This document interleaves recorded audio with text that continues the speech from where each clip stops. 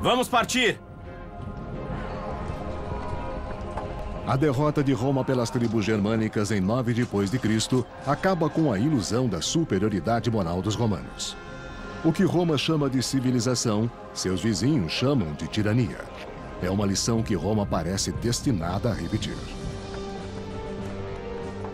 Agora, no século I depois de Cristo, as forças de Roma encontram-se em uma terra lendária que ainda está fora de seu alcance. Britânia.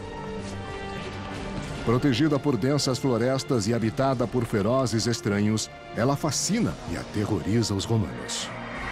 E conquistá-la será um feito glorioso, digno de um magnífico imperador. Roma, ascensão e queda de um império, a invasão da Britânia.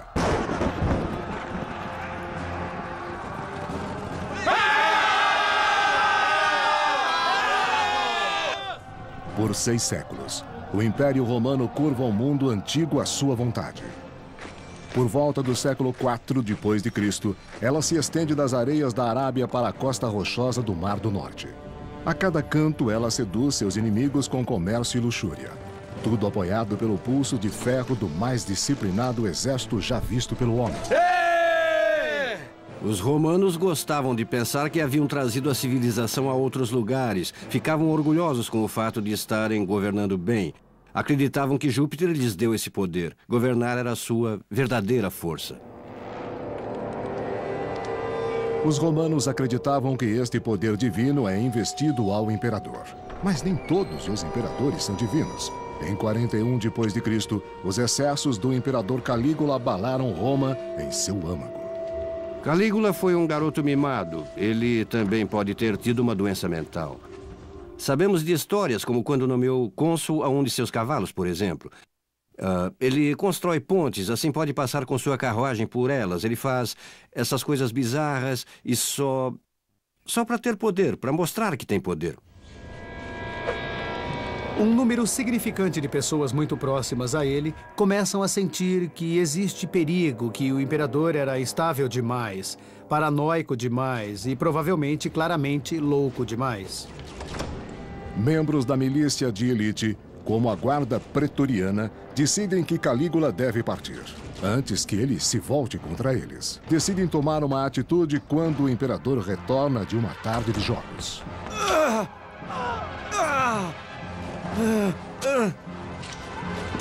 O biógrafo do século I, Suetônio, escreveu: Calígula fica se contorcendo no chão. Ainda estou vivo, ele grita. E diz em seguida, ataquem de novo. E ele sucumbe com mais 30 feridas. Foi realmente um momento crucial que revelou a sustentação militar do poder de um imperador, pela primeira vez de uma forma muito cruel e óbvia. Os pretorianos escolherão o seu próprio homem como o novo imperador. Por trás da cortina, agachado, eles encontram seu candidato, o tio de Calígula, Cláudio. Aqui está alguém que será facilmente controlado. Um marionete a ser manipulado. Ele babou, ele gaguejou, ele se contraiu. Talvez a única razão pela qual tenha sobrevivido tenha sido porque ninguém o levou a sério, ninguém o viu como um possível candidato. Salve, imperador! Confiantes de sua escolha, a guarda proclama Cláudio líder do maior império da Terra. Os membros mais velhos de sua casa, quando ele estava crescendo, haviam decidido não dar a ele significativa experiência administrativa ou militar. Quase todos os outros jovens da casa imperial foram empurrados muito rapidamente às posições públicas. Nada disso aconteceu com Cláudio. O imperador Cláudio tem muito que provar a seus súditos que acham que ele é incompetente. E para os pretorianos, que fizeram dele imperador, ele tem uma grande dívida. Um evento servirá para resolver isso. Salve, imperador! Honra e prêmios para os soldados, prestígio e dignidade para o imperador vitorioso. Uma conquista ativa de alguma área. Uma aventura militar ativa sempre será preferida economicamente pelo soldado romano. Psicologicamente, soldados não querem estar inativos. Psicologicamente, eles querem sair e lutar da melhor forma. O mais espetacular na conquista será a batalha. A resposta do imperador Cláudio é tão audaciosa quanto inesperada. Britânia, a ilha violenta e remota que derrotou Júlio César quase 100 anos antes. O homem que a domar será maior do que o próprio César. Britânia, 43 depois de Cristo. Para liderar a expedição, Cláudio escolhe Plaucio, um eminente senador e um comandante de boa reputação. Ele leva 4 legiões para a terra desconhecida, perseguida por uma história perigosa. As tropas estão nervosas e amedrontadas. Esse tipo de medo do desconhecido, eu acho que não pode ser minimizado nesse tipo de encontro. Havia este medo real de que talvez alguma arma de destruição em massa do século I existisse do outro lado do canal. Correm boatos escusos sobre a temível magia dos druidas, os sacerdotes da religião difusa e sigilosa de Britânia. O sábio clássico Plínio, o ancião, escreveu: Britânia é fascinada pela magia. O monstruoso culto druida professa que o assassinato de um homem é a evidência da devoção. E comer a sua carne é muito benéfico. A evidência de sacrifício humano enche os soldados de repugnância e leva o imperador Cláudio a banir o druidismo. Vamos partir! Para qualquer culto religioso ser reprimido, deveriam estar sendo feitas coisas que os romanos não gostavam.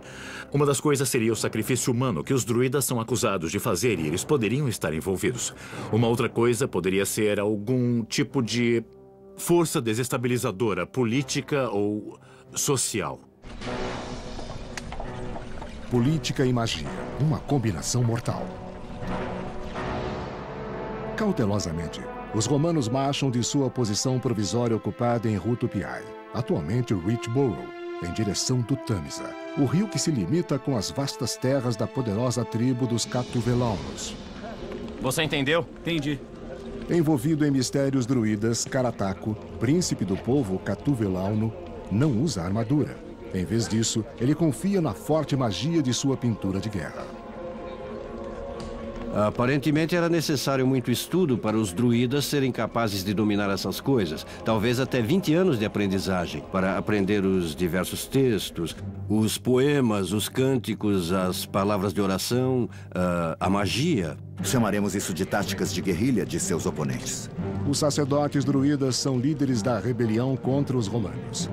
Eles passam livremente de uma tribo para outra, espalhando informações do inimigo e reunindo novos recrutas. Os druidas não eram apenas intermediários entre o povo e as mercadorias, mas eram juízes, eram líderes, eram indivíduos a serem considerados virtualmente em todas as áreas da sociedade céltica. Os druidas tinham uma participação, tinham poder. Vamos partir! Depressa! Togudumno, irmão de Carataco e líder militar do reinado vizinho, chega com seus próprios soldados para dar apoio à resistência. Com suas forças combinadas, os príncipes enfrentam os romanos com suprema confiança. Os britânicos não tinham sido conquistados da última vez que os romanos passaram por lá. E é claro que estavam lutando em casa e conheciam o território. E tinham alguma experiência observando os romanos em ação. Por essas razões, eles podem ter se sentido mais confiantes e serem capazes de destruir as forças romanas quando elas chegaram. Gales tinha o terreno mais difícil e também tinha menos pessoas. Mas eram pessoas que estavam mais voltadas à guerra do que outras.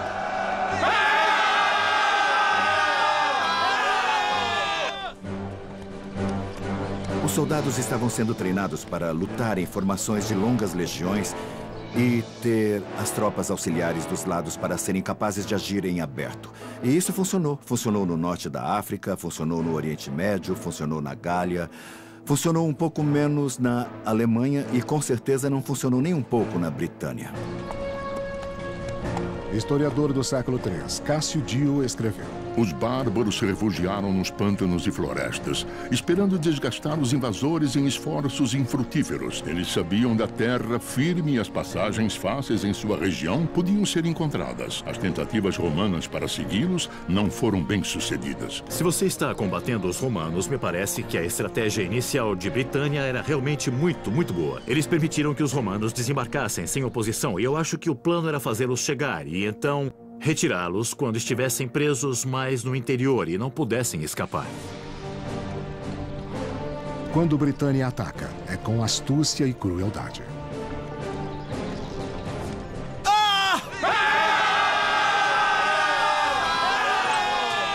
A disciplina dos soldados romanos é ótima, é bem conhecida, bem documentada. O fato de que os soldados romanos possam ser disciplinados mesmo no meio da pior das batalhas é extraordinário e certamente denota uma habilidade militar de liderança e de treinamento que estabelece o soldado romano como o melhor soldado na Terra naquele momento e talvez de toda a história. Em um conflito após o outro, Plaucio sofre derrotas humilhantes, mas ele permanece destemido. O exército romano, acima de tudo, era paciente. Não existe dúvida de vitória decisiva, que essa vai ser uma campanha e a campanha vai durar muito. Afinal de contas, para onde os romanos tinham que ir?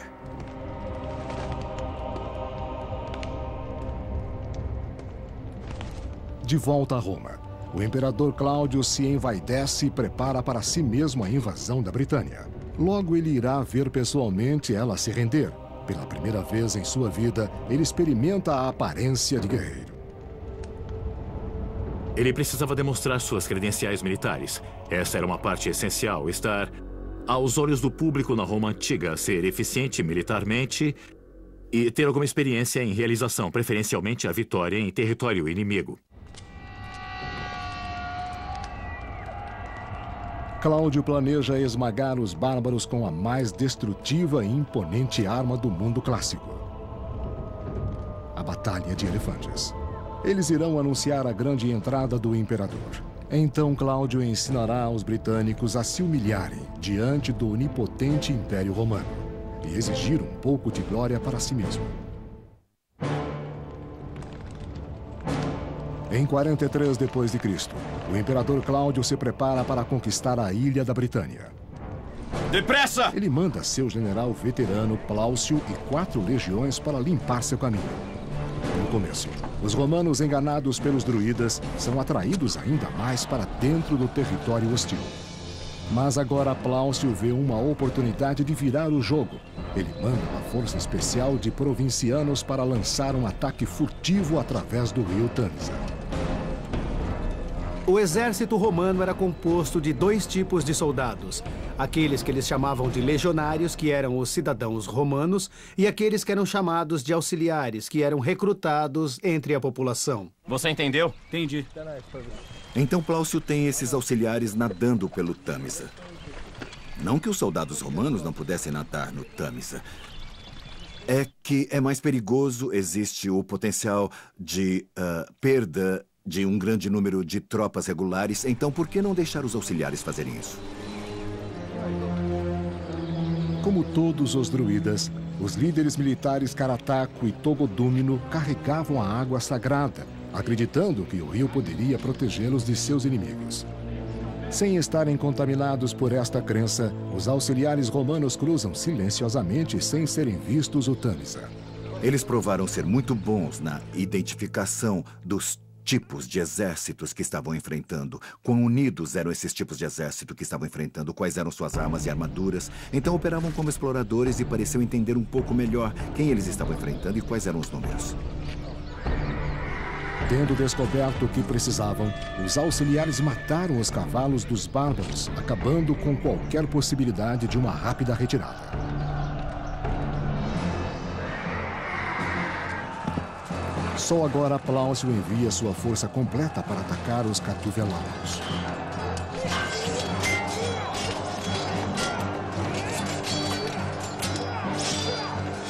As tropas estão lutando corpo a corpo.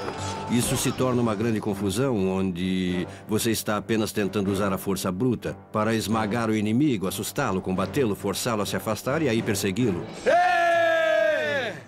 Mas no segundo dia, a vantagem muda para a direção dos romanos.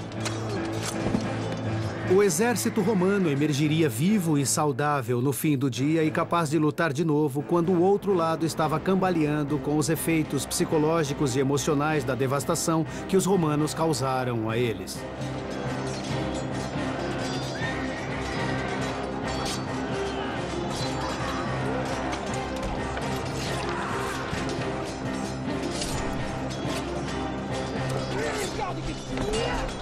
No massacre seguinte, Togodúmino é ferido mortalmente. Incapacitados, os sobreviventes desaparecem nos pântanos. As famílias dos líderes druidas despertam para uma nova realidade. A palavra catástrofe dispara pânico e uma escalada para a fuga. Carataco e sua família também devem fugir, ou enfrentar a humilhação e escravidão nas mãos dos romanos. Depressa! Vamos partir! Quando os romanos tinham uma vitória militar significativa, o general era tradicionalmente recompensado com o direito de ter o que nós acharíamos ser uma parada de papel picado, o que eles chamavam de triunfo. Se possível, o líder das forças conquistadas desfilava pela parada para mostrar em sua pessoa a subjugação ao povo estrangeiro e, tradicionalmente, aquela pessoa era então executada no fim da parada, como um inimigo do povo romano. Carataco não tem intenção de ser um troféu romano. Jurando vingança, ele reúne seus partidários e os leva a uma longa jornada para o oeste. Para o país da colina acidentada onde o coração da instituição druida reside. Carataco presume corretamente que os romanos não o seguirão. Ao invés disso, eles se plantam nos bancos do Tâmisa. Depressa! O historiador do século III, Cássio Dio, escreveu: Por causa dos problemas que tinha encontrado no Tâmisa, Plaucio fica com medo. Ao invés de ir mais adiante, ele passa a guardar o que ele já tinha ganho e enviar para Cláudio. Mas é realmente o medo que impede Plaucio ou a política? Eu duvido muito que um homem com a experiência e habilidade de Plaucio teria ficado intimidado demais por um rio como o Tâmisa. Para mim, parece mais provável que ele tenha recebido ordens para que, uma vez que uma certa ponte tivesse sido estabelecida, uma vez que os romanos pudessem operar, o imperador o convocaria. E ele então apareceria em pessoa para estabelecer a credibilidade militar que ele tanto necessitava. O imperador Cláudio tenta navegar para a Britânia. O navio dele quase afundou na costa da Espanha, mas ele tem que marchar para Gessuriaco, na atual França, antes de finalmente cruzar o canal.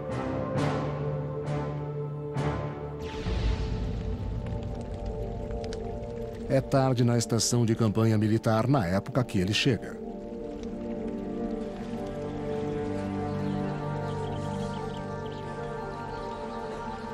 Sabemos que o imperador apareceu em grande estilo. Ele chegou com tropas de seus guarda-costas pessoais, a assim chamada Guarda Pretoriana. E ele também chegou com elefantes.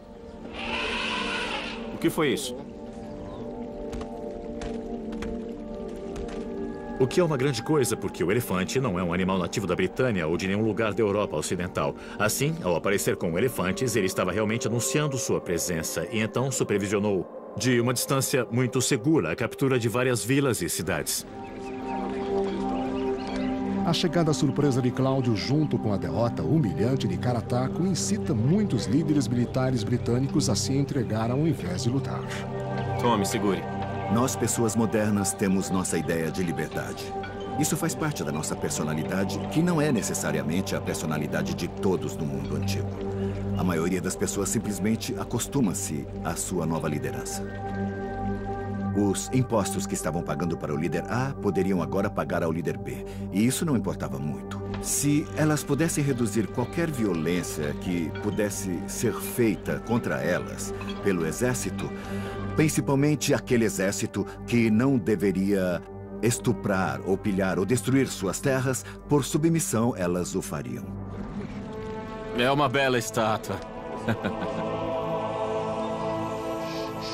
resistir aos romanos ou colaborar. No Reino do Norte, para os brigantes, a decisão aparece como uma sombra preocupante. A escolha será feita pela poderosa rainha Cartimandua. Os britânicos estavam dispostos a se levantar atrás de mulheres, que deveriam ter sido personalidades muito poderosas, que devem ter tido homens bem poderosos aos quais elas eram ligadas para estabelecerem seus estados. E elas devem ter sido capazes disso por meio da forçada personalidade, carisma e assim por diante, reorganizando seu povo atrás delas. O marido da rainha Venútius não tem dúvidas quanto ao caminho que os brigantes deveriam seguir. Ele se opunha aos romanos com todo o seu coração.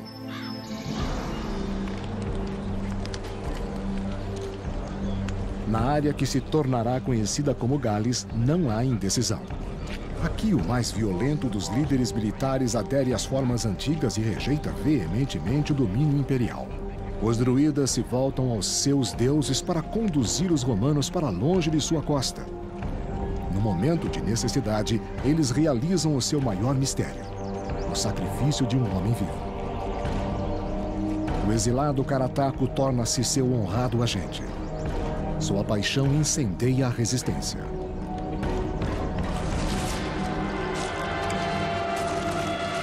Ele foi capaz de combinar algumas dessas tribos de povos tão distintos com uma postura anti-romana, criando um inimigo comum. Isso deve ter feito dele a pessoa britânica mais carismática da época.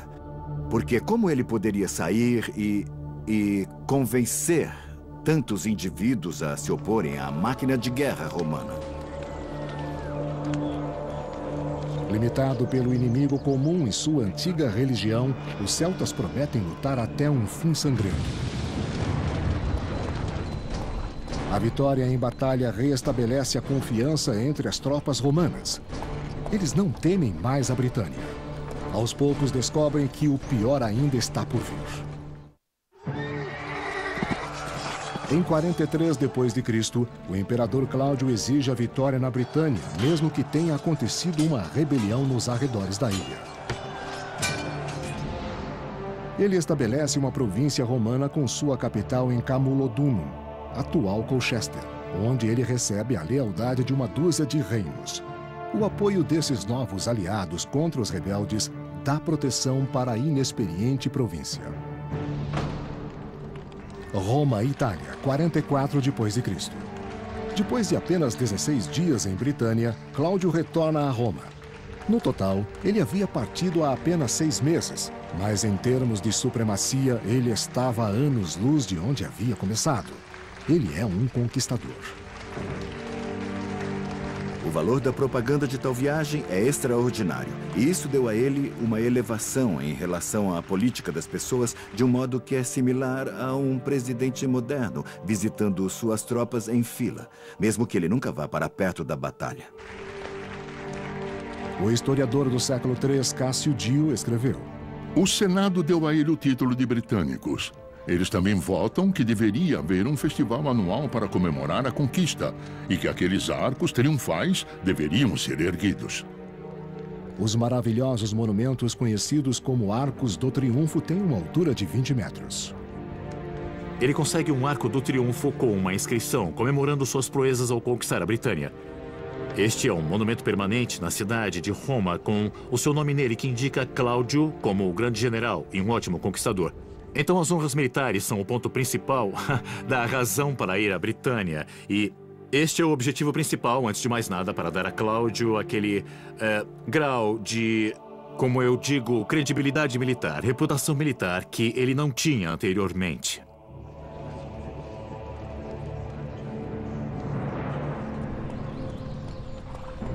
Para Plaucio, que o imperador deixa para trás como governador de Britânia, a comemoração deve ter parecido prematura. A qualquer momento que os romanos saiam de sua zona de segurança, se tornarão alvos de ataque de uma guerrilha bem orquestrada, inspirada por Carataco, o líder rebelde.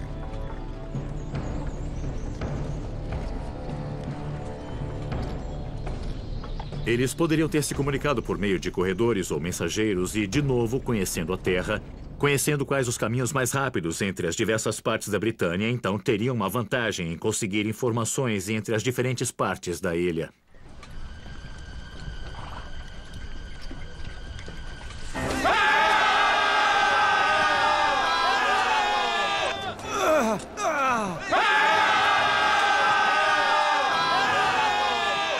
Algumas das maiores emboscadas da história surgiram de simples troncos sendo empurrados ou pedras sendo jogadas nos soldados de cima de montanhas.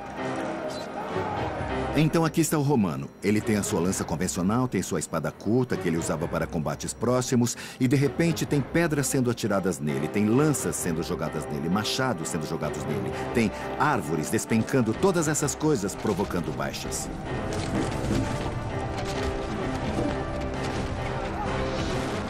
Depressa! Os britânicos superaram os romanos porque conheciam o terreno com seus generais locais. Os generais britânicos inspiravam suas tropas, fazendo discursos nos quais eles os advertiam para repelir os que queriam escravizá-los, estrangeiros que buscavam conquistá-los.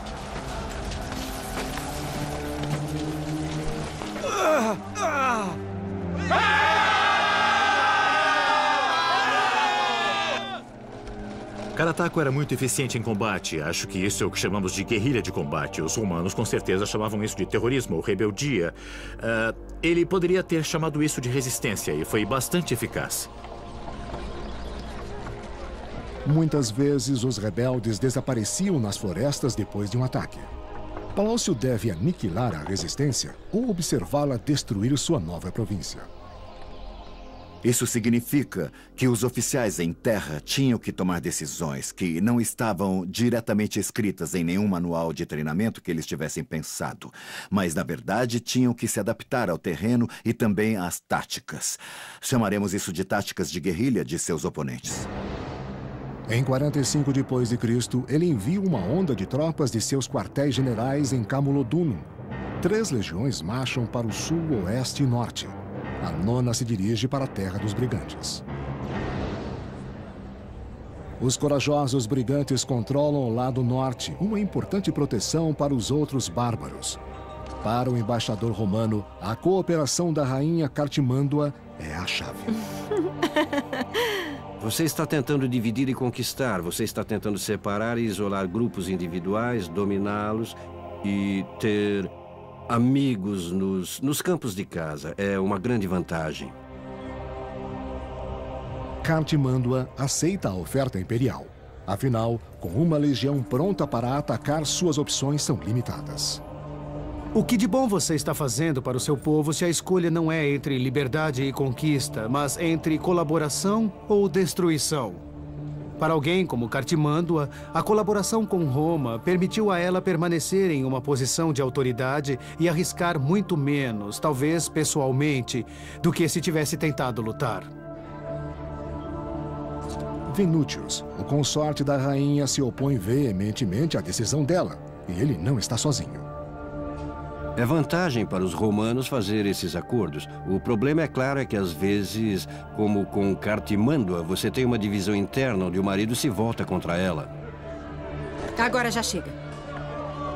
Venutius se irrita profundamente, mas no momento ele tolera a vontade da rainha. Agora já chega. Está me ouvindo? Com rancor, mas não vencido, ele espera os eventos para mudar. Os romanos atravessam o país dominando uma vila após a outra. A coisa principal para o governador romano, particularmente em uma província que acabou de ser estabelecida, é manter a estabilidade. Ele tem que tentar fazer ligações com a comunidade local. Então, qualquer tipo de romanização, deixando o povo local se sentir confortável com os romanos por lá, é a vantagem deles. Para aqueles que cooperam, a mão romana é suave. Para aqueles que resistem, a vingança é rápida. Os soldados caçam os rebeldes e ensinam a eles a justiça imperial na ponta de uma lança. A cada esquina surgem os encrenqueiros. Vem aqui! Vem aqui! Mas os legionários encontram também potencial de transformação. Lentamente, mas de forma segura, eles expandem o domínio romano, ganhando mentes e corações por onde passam. Roma e Itália, 47 depois de Cristo. Na área da política romana, o general Plaucio é um herói. 4 anos depois da invasão, um Cláudio agradecido vai chamá-lo em casa. Ele também traz os seus prisioneiros britânicos para o ringue do gladiador. 4 anos é o padrão para uma pessoa estar no comando de uma província ou de um exército como aquele. Então, mais alguém poderia chegar e você não quer que uma pessoa fique no comando tempo demais. No caso das tropas se tornarem atacáveis demais para o seu comandante. Se isso acontecesse, eles podiam começar a pensar que aquele comandante poderia ser um bom imperador.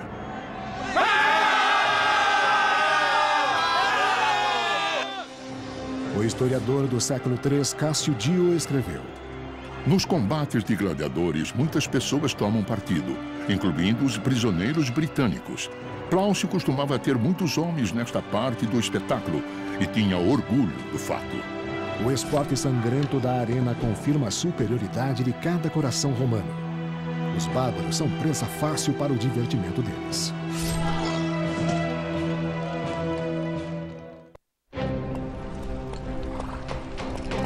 Em 41 depois de Cristo, os romanos reivindicavam a parte sul da Britânia. Alguns líderes, como a rainha Cartimândula de Brigantes, vinham para o lado imperial voluntariamente. Mas muitos escolhiam lutar com o príncipe rebelde Carataco. O trabalho de pacificação de uma população ao ponto dos exércitos romanos poderem ser retirados de uma província era um processo árduo. Os romanos devem ter observado por muito tempo o processo de anexação e conquista. Depressa! Eles devem fazer isso quando enfrentam um oponente carismático como Carataco.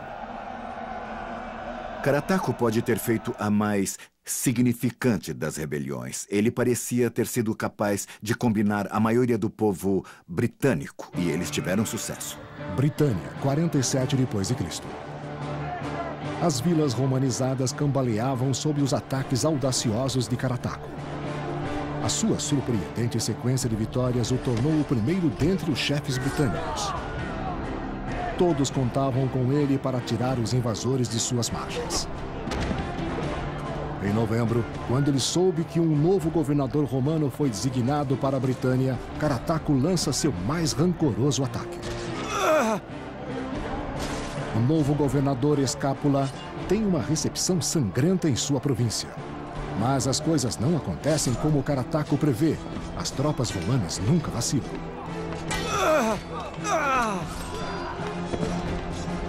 Escápula entrega a Carataco sua primeira grande derrota da revolta.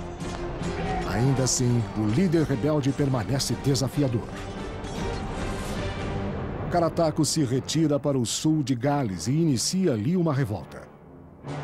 Conforme se espalha para o norte através da cidade de Colina, Escápula tira a 9ª Legião para fora de Brigantes e se dirige para o oeste. Tudo o que ele encontra são mulheres e crianças. Os rebeldes tinham desaparecido como fumaça nas colinas. A rebelião de Welsh floresceu como quase todas as rebeliões em Gales irão florescer no início do período moderno, simplesmente porque é difícil lidar com os rebeldes.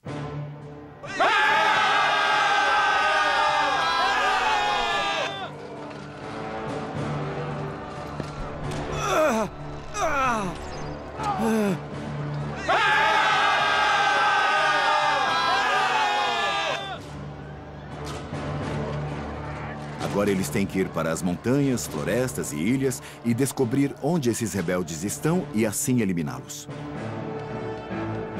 Na verdade, não é diferente da situação que os soldados americanos encontraram em histórias populares como o Vietnã, onde os americanos se viram lutando em terreno de floresta, onde a qualidade do seu treinamento em outro lugar não os preparou para a habilidade do inimigo de se fundir com o cenário. A solução de Escápula é obstruir seus esconderijos. Ele destrói cada vila rebelde e segue adiante. Mas atrás dele, ataques desleais ameaçam uma segunda rebelião. Nas florestas de Brigantes, os druidas estão reunidos. O povo de Brigantes vê os romanos se dirigindo para Gales, que é um território muito difícil, e dizem: bom, essa é uma boa chance. Quando estiverem ocupados por lá, podemos causar problemas atrás e ter alguma vantagem. Se fossem pegos, talvez, entre duas forças, seriam destruídos. Para fazer esta segunda rebelião funcionar, um nobre é vital, Venútius, marido da colaboradora rainha Cartimandua. Venútius, marido de Cartimandua, é claro, foi uma figura significativa. Ele propriamente não possuía uma posição hereditária, mas ele era talvez o líder masculino de mais alto posto no reino. E como tal, sua ruptura com sua esposa proporcionou um foco muito significativo para alguém com aspirações para a rebelião. Os nobres rebeldes discutem o nome de Venútius e a lealdade. Quem, afinal, se beneficiaria mais se sua esposa rainha fosse derrubada? Mas eles subestimaram o alcance de Cartimandua. Ela tinha espiões em todos os lugares. Quando os nomes dos líderes são revelados pelo próprio servo de seu marido, ela descobre que seus mais valiosos guerreiros estão envolvidos. Desesperada, ela volta para Roma. Reis e rainhas dependentes, chefes que apoiam os romanos, estão apoiando-os porque os romanos fizeram algum tipo de acordo. Em outras palavras, nós viremos em seu auxílio. É um tipo de acordo existente. Através do enviado romano, ela manda uma mensagem para Escápula. Ele deve retornar a Brigantes imediatamente e honrar a promessa de Roma de protegê-la. O momento não poderia ser pior para Escápula. Ele não tem escolha a não ser partir de Gales e marchar com a 9ª Legião de volta para o leste para apoiar a rainha. Sua partida cria uma abertura para Carataco e os rebeldes de Welsh. Com os romanos retirando-se, guerreiros de toda a Britânia se unem a Carataco. Eles trazem suas armas, crenças antigas e suas famílias. Desta vez, a resistência não vai desaparecer. Carataco ordena às suas tropas que cavem trincheiras. O historiador clássico da corte, Tácito, escreveu: Ele selecionou um lugar onde numerosos fatores o ajudariam e se escondeu. E todas as defesas foram fortemente controladas. Uma posição defensiva entrincheirada como aquela dá uma enorme vantagem para o defensor, e ele tinha toda razão de acreditar. Talvez nessa ocasião, dadas as circunstâncias que ele tinha escolhido e preparado, ou talvez os romanos pudessem vacilar. Eu acho que Carataco tinha a expectativa de que pudesse vencer. A última chance para a independência da Britânia encontrava-se num momento de frágil esperança. Em nome do imperador Cláudio, Roma entra no 6º ano da amarga conquista da Britânia. O imperador romano havia imaginado, e de fato funcionou, falando muito francamente, como comandante principal do Império Romano. O imperador foi, por fim, concebido para ser o responsável pelo sucesso ou falha de qualquer iniciativa feita pelo Estado romano. Para lançar uma sombra na tênue permanência de Cláudio no trono, o caos na Britânia continuava. Britânia, 49 depois de Cristo. Cartimandua, a rainha do norte protegida por Roma, exige que o império a defenda em seus assuntos de guerra. Ela e seus seguidores se trancam em sua fortaleza esperando que o general romano Escápula os resgatem. Resumindo, Escápula aniquila os assuntos de amotinação e traz para Cartimandua a cabeça de seu líder. O consorte real Venútius é ultrajado. Sua compaixão pela resistência torna-se mais forte.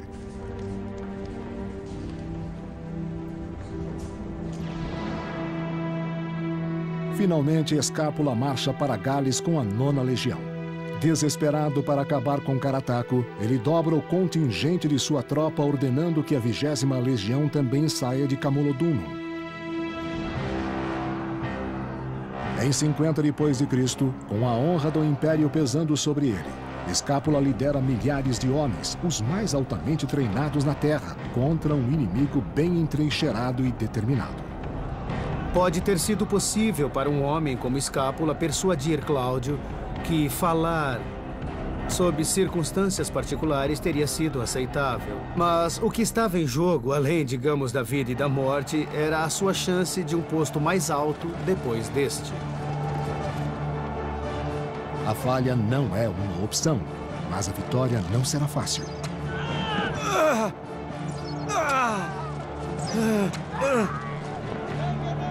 O biógrafo clássico Tácito escreveu: Nossos soldados chegaram à muralha, mas numa troca de arremessos eles ficaram piores em feridos e mortos. Os romanos simplesmente se reagruparam e voltaram mais uma vez. Roma assume o controle. Roma se torna Roma, a máquina de guerra. E não existe futuro para a rebelião. E é assim precisamente que a história é contada.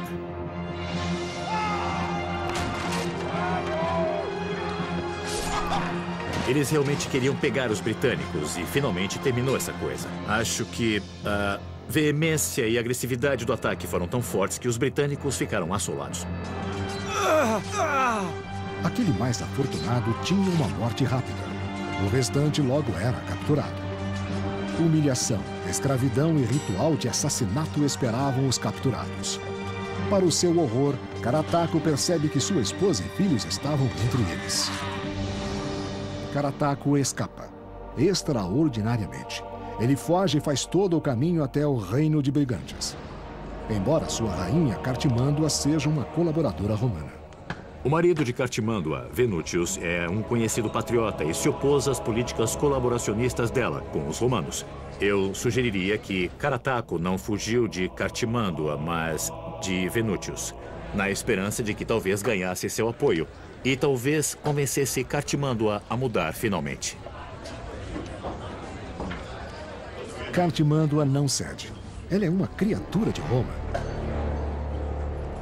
A rainha trai Carataco, o herói da resistência, para sedimentar sua posição como amiga de Roma.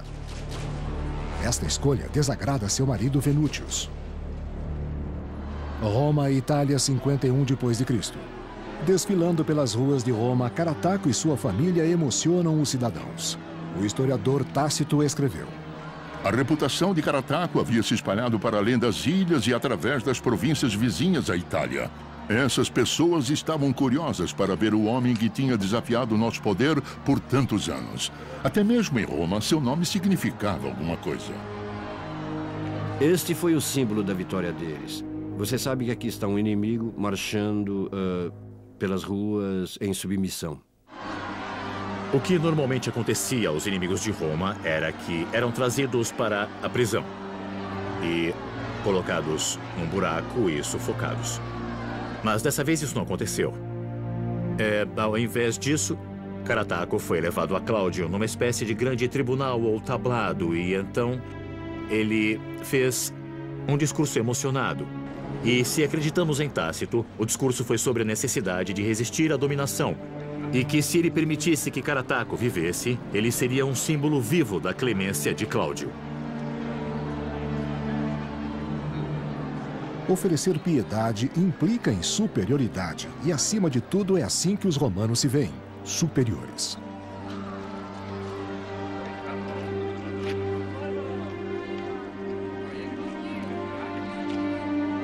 Comovido pelo discurso de Carataco, Cláudio concede a ele e a toda a sua família o perdão. Ele deve ter sido levado para uma vila em algum lugar nas vizinhanças de Roma, onde poderia ter vivido sua vida em relativo conforto.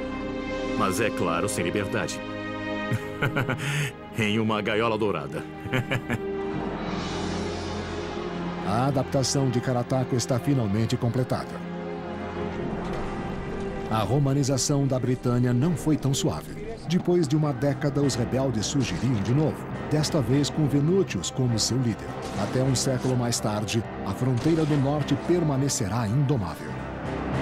Ela nunca foi completamente romanizada, é apenas muito distante. E os romanos irão ter que construir o muro de Hadrian para manter os invasores afastados do norte.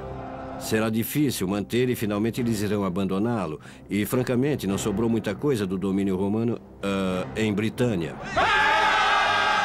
Conquistada para apoiar a reputação de um imperador, A ilha perdeu homens e recursos por séculos. E quando Roma caísse finalmente, a Britânia seria a primeira a voltar ao seu estado bárbaro.